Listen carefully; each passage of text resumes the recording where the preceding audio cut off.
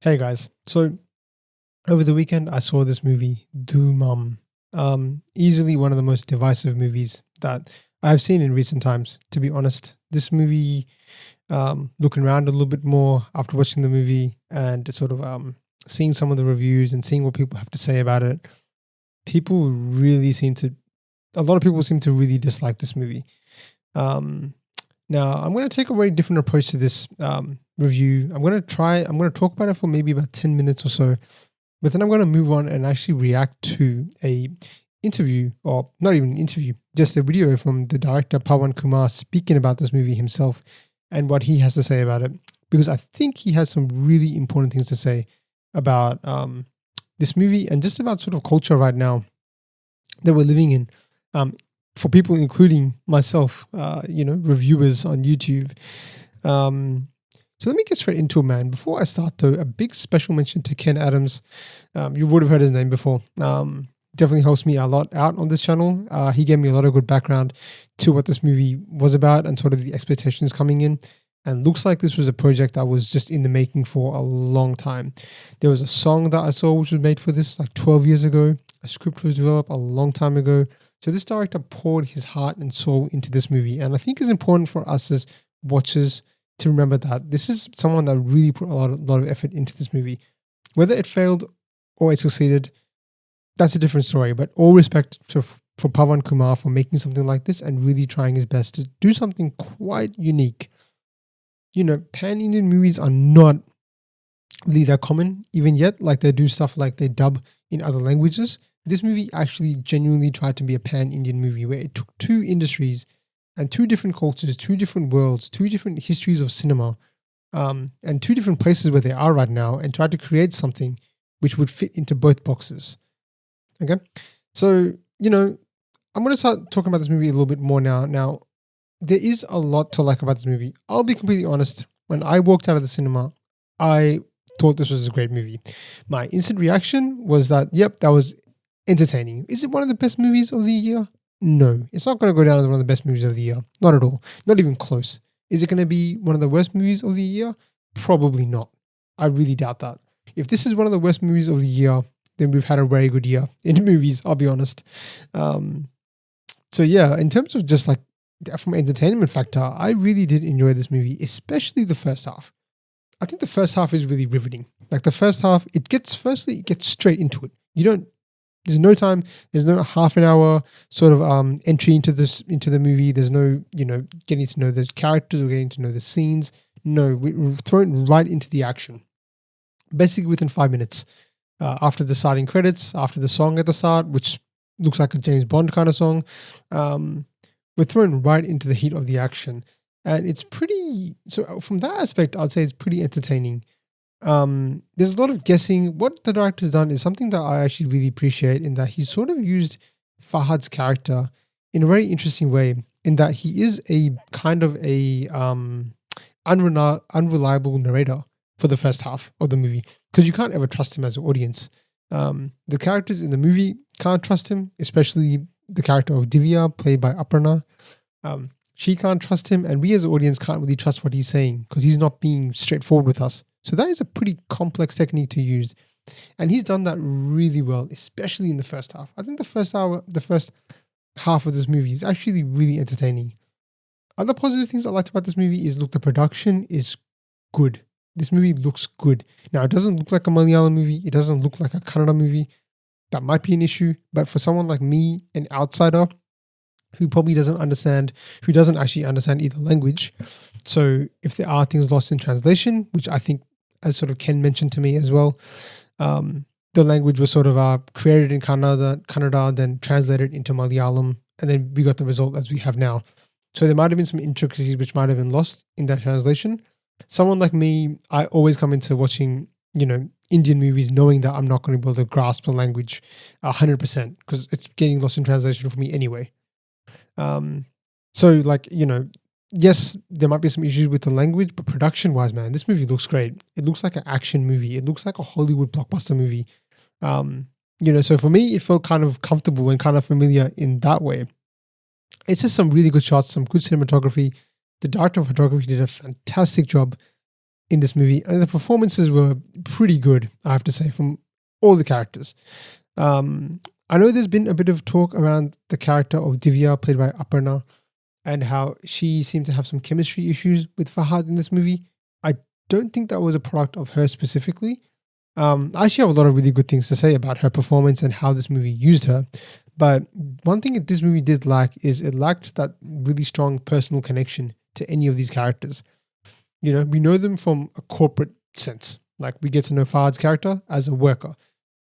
We get to know his sort of difficulties having through work, but there's not much of a personal side we get to know of any of these characters. And that sort of goes into the relationship as well.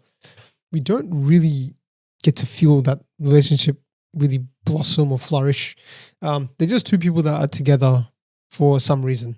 You know, that aspect of this movie is not explored that well. So I think that's where the chemistry sort of lacks, you know, in that. I think acting wise, she did great. And what I really liked about this movie and how they used her character specifically was, I was worried at the start because it looked like her character had absolutely no role, but just to basically be a voice piece.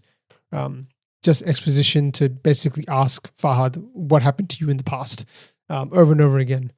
Within about 20 minutes or so, she really starts to become really integral to the story, and this becomes more of a, you know, a partnership between these two, between Avinash, played by Fahadh, and Aparna, who's playing Divya.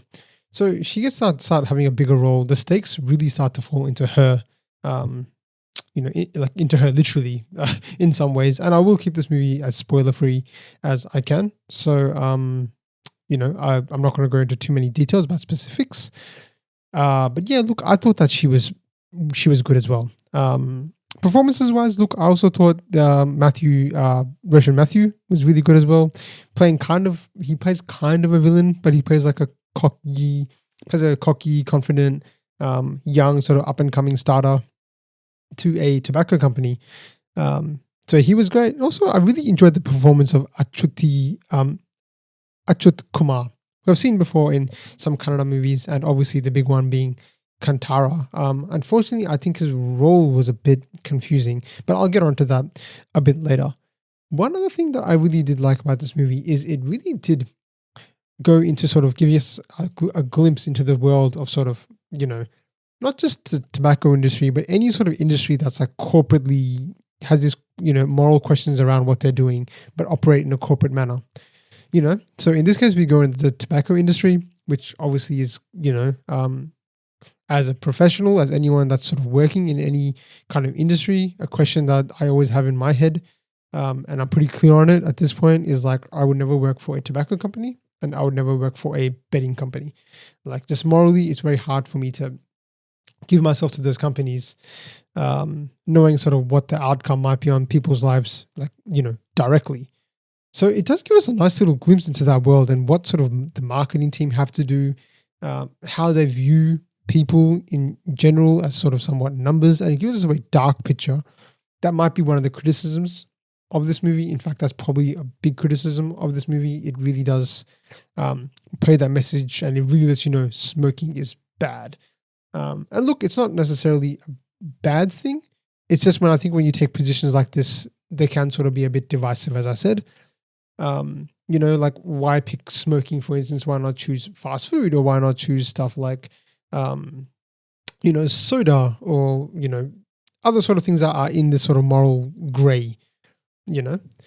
So it does play with some of those ideas pretty well. But again, I'll quickly switch up a little bit to sort of some of the negatives, because I do want to get onto the reaction video pretty soon. But like, look, with the messaging of this movie, it's, as I said just before, like, you could view this as a 2.5 hour movie where it's basically telling you smoking is bad. That's sort of what the message of this movie is. And sometimes it takes it to some extremes, I feel, in some ways. But, you know, if you're somebody that just wants to watch a movie and not be preached to, this movie borderline gets to the preachy mode. And it especially happens after the first half.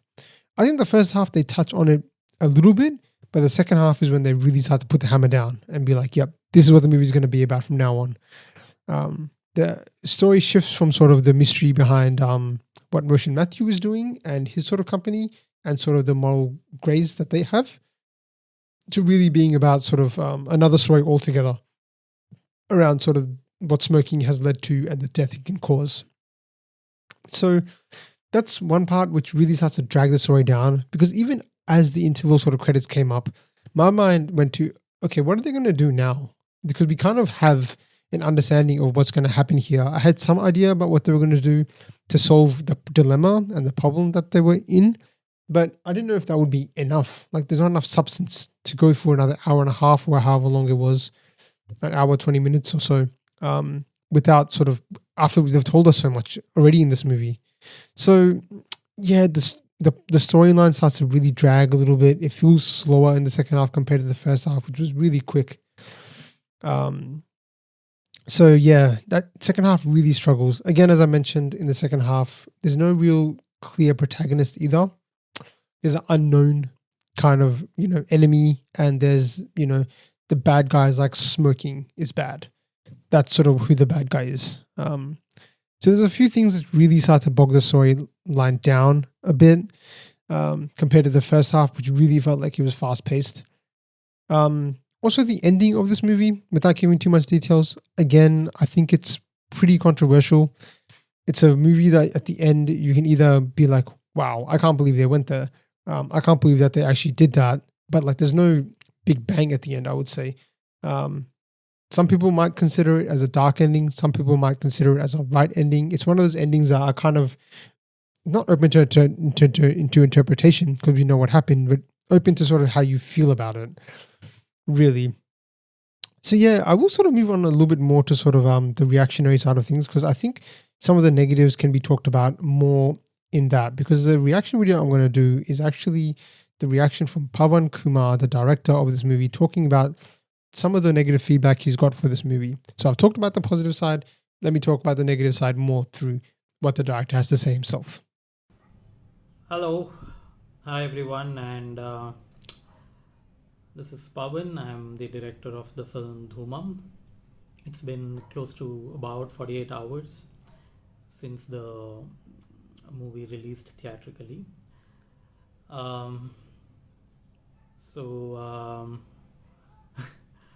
Yeah, it's been first of all, it's been one of my scripts which I've worked for way too long. And I'm going to speak in English because we've been trying to reach out to audiences of different languages. But to quickly put in Kannada, for my audience here in Karnataka who have seen this film in Kannada, ತುಂಬ ಧನ್ಯವಾದ.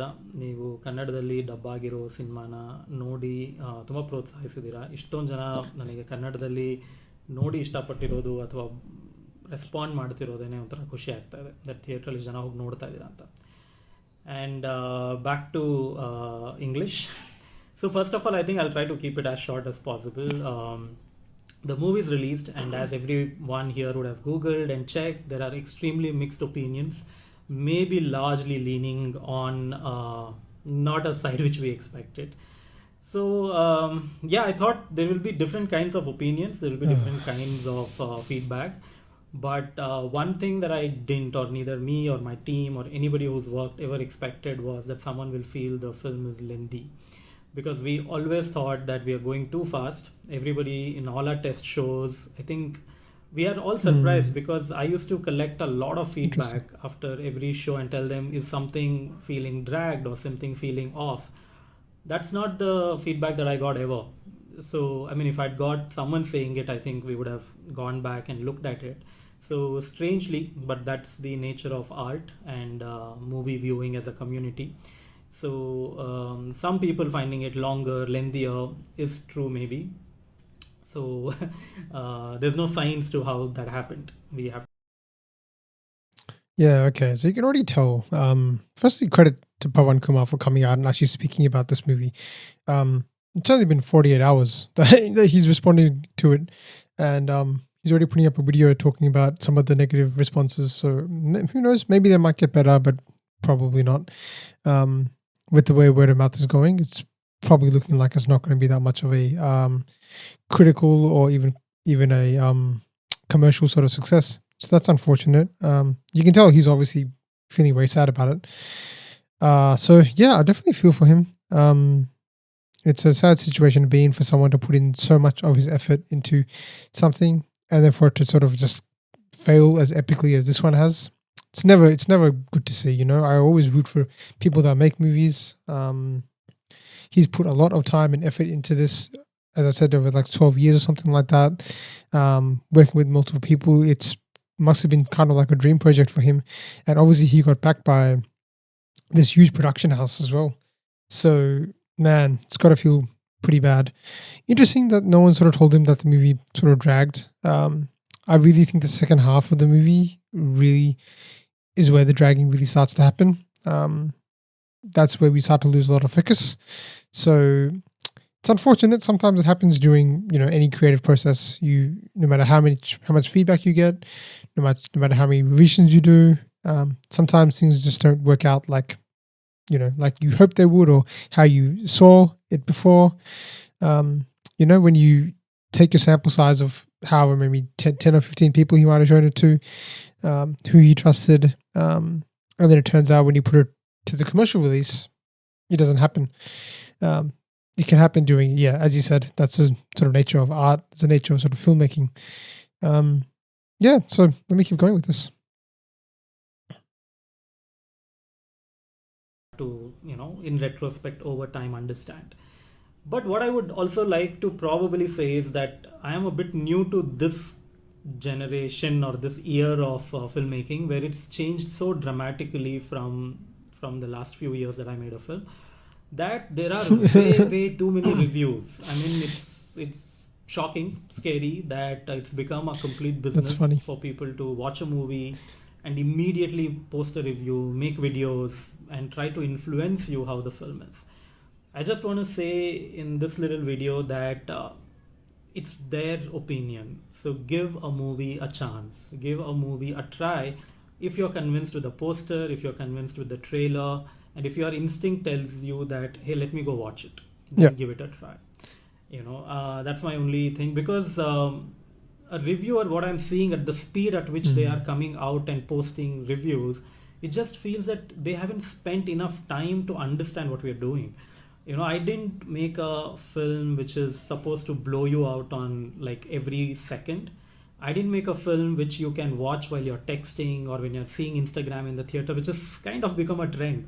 I mean, you might say that if your film was interesting, we wouldn't look at the phone, which is equally true. I completely understand that. But it's something wherein, as an art form, you got to give it a little bit of patience, little bit of engagement.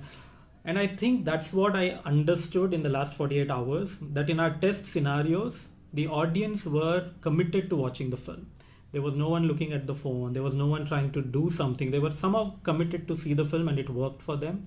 And I think in a normal way, where some person is buying a ticket, he's gone to a theater to just watch a film, his discipline and his involvement may not be of the same range.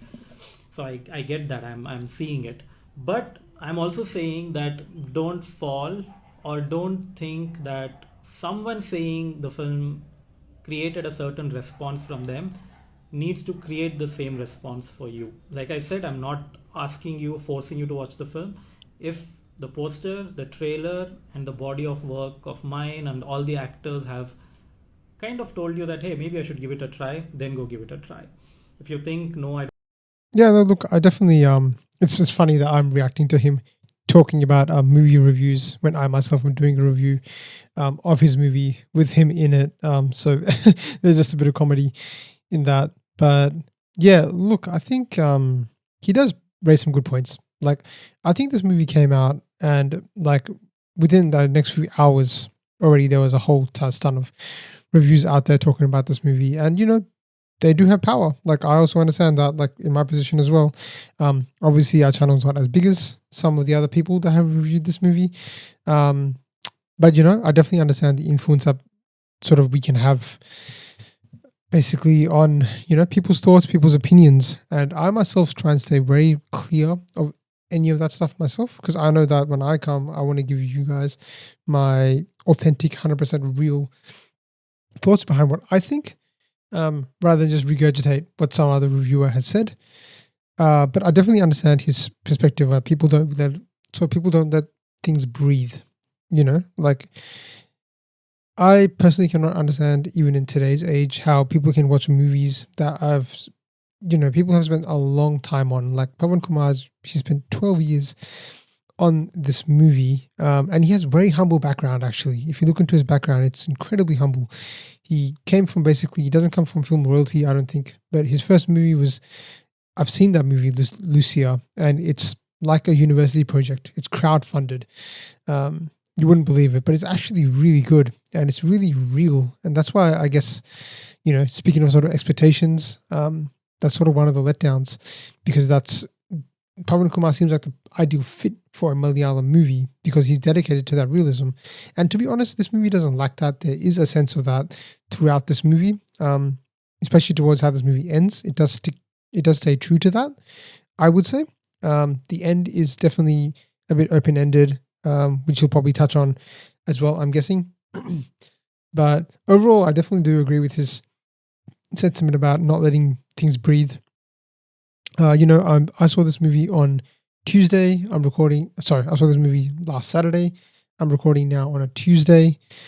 So, I feel like I've given it some time at least to breathe and to sort of process my thoughts. Because my first thought when I came out of the cinema was, this is actually a really good movie. I actually really enjoyed this movie. As I said, this movie is highly divisive. I saw on Google reviews, there's a whole ton of reviews that have 5-star. There's a whole ton of reviews that have 1 star. So that tells you people either love this movie or they just absolutely hate it. They absolutely hate it.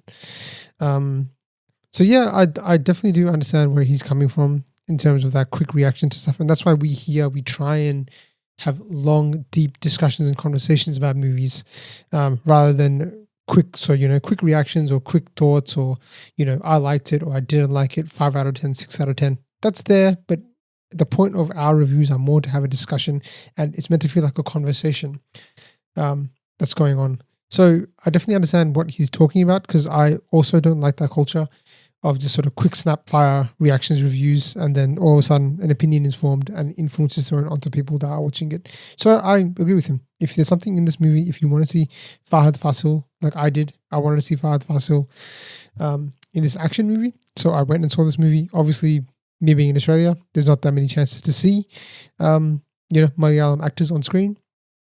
So it's great for me to see. But I do agree that, we shouldn't take, at the end of the day, whatever I say is just my opinion, and I'm just sharing with you guys for a discussion. That's more the point than an actual firm, you should see it or you shouldn't see it. I think you should see it or you shouldn't see it based on what you gravitate towards for this movie. If you like action movies, watch it. If you like Fahadh Faasil, watch it. If you're a fan of Pawan Kumar, watch it. If none of these things interest you, then don't watch it. Wait for it to come on OTT and then make up your mind.